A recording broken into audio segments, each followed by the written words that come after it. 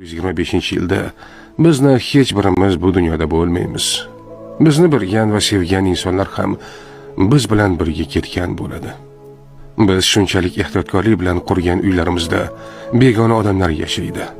Butun hayotimiz davomida mehnat qilib yig'gan mol-mulkimiz bizdan keyin kelgan avlodlarga yoki notanish odamlarga o'tadi.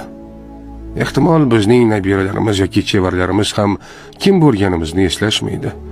Axir kim o'zining katta bobosining yuzi yoki ismini eslay oladi? Biz ketganimizdan so'ng bir necha yil o'tib, do'stlarimiz va yaqinlarimiz ham biz haqimizda unutishadi. Yana bir necha 10 yillardan keyin esa suratlarimiz yo'q qoladi. Hikoyalarimiz o'chadi. Biz qilgan har bir ish, harakat, umuman hammasi xotiralaridan o'chirilib ketadi. Va oxir-oqibat bizni bilgan eng so'nggi inson ham bu dunyoni tark etganda biz hech qanday iz qoldirmagan bo'lamiz. Shunday ekan, nega biz umrimizni befoyda narsalar ortidan quvish bilan o'tkazamiz? 100 yildan keyin